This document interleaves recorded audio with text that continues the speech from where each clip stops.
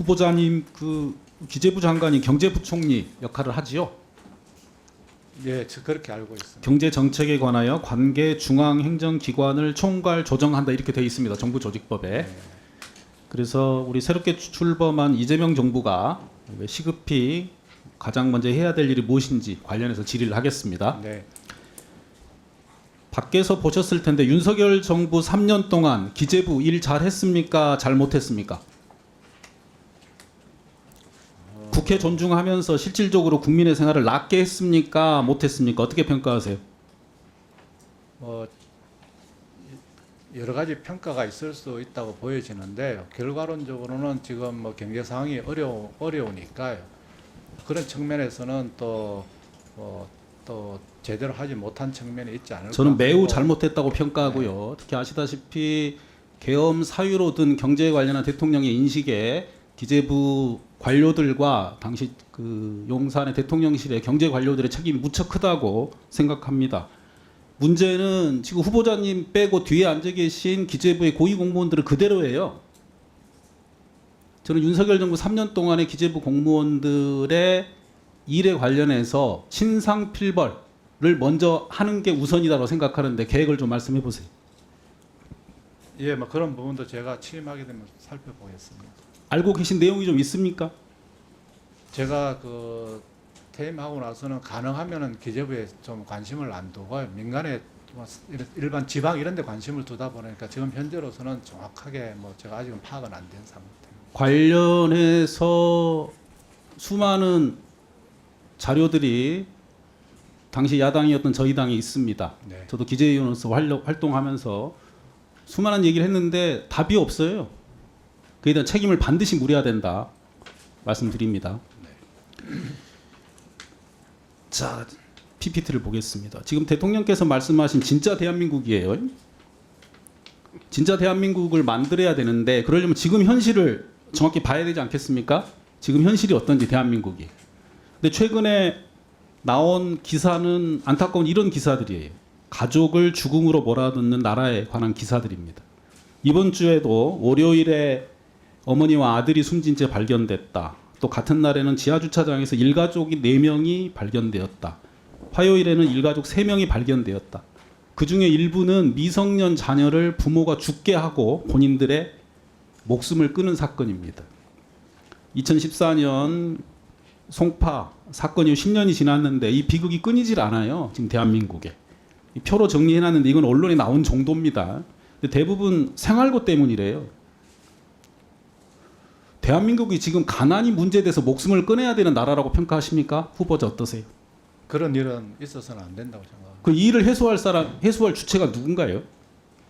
모든 뭐 정부기관이 다 해소하도록 노력. 정부가 해야 되고 이건 결국 생활고 문제면 돈의 문제거든요. 여기에다 돈 써야 되는 거 아니겠습니까? 어떠세요? 네. 정부 예산은 기재부 돈도 아니고 기재부 관료들이 마음대로 할 수 있는 돈이 아닙니다. 국민들의 목숨을 살리는데 가장 먼저 써야 되는데 그동안 안 썼다고 저는 평가합니다. 엄한데 돈 쓴 거죠.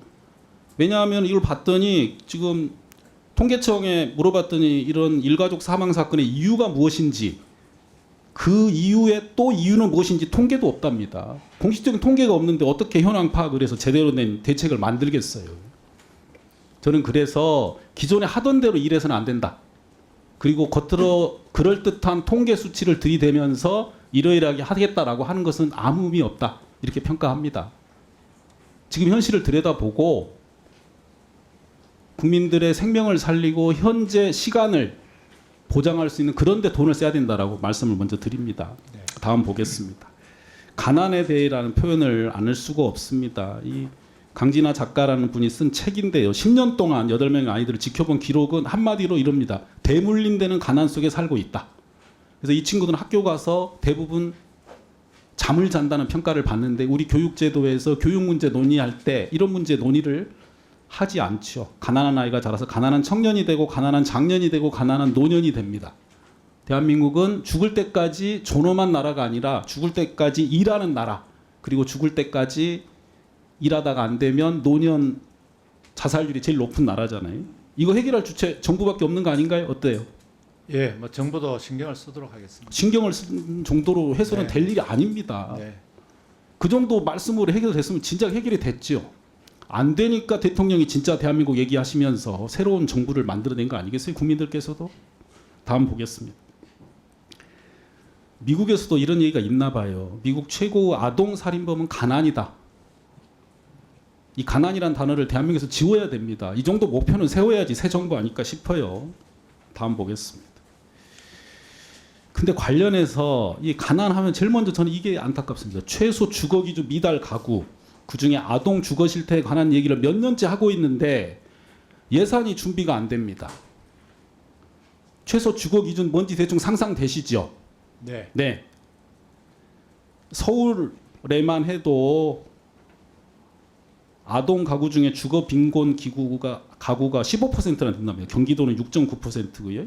전국적으로는 주거 빈곤 아동이 94만 명이랍니다. 이게 무슨 얘기냐면 요새같이 더운 여름에 샤워할 수도 없는 공간에서 살고 에어컨은커녕 뭐 선풍기 틀기도 어려운 환경이라는 얘기죠. 한마디로.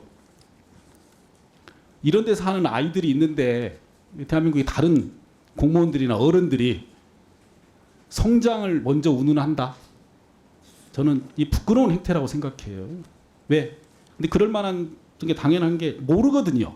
이런 현장을 가서 보신 적 있으세요? 최근에 후보자님? 네, 제가 지역에 다니면서는 이런 좀 보셨어요? 현장을 많이 봤습니다. 예. 보셨으면 고쳐야 되지 않겠습니까? 네. 고치려면은요 통계를 정확히 내고 목표를 1년, 2년 단위로 만드셔야 됩니다. 올해 주거 빈곤 가구에 사는 아동이 100만 명이면 내년에는 90만 명으로 만들겠다. 내후년에는 80만 명으로 만들겠다 해서 이재명 정부 5년 동안에는 이거를 얼마로 줄이겠다라고 숫자를 만들어내고 그걸 위해서 돈을 어떻게 쓰겠다라고 준비를 해 주십시오. 그렇게 하실 수 있겠습니까? 네. 계속 묻겠습니다. 마치겠습니다.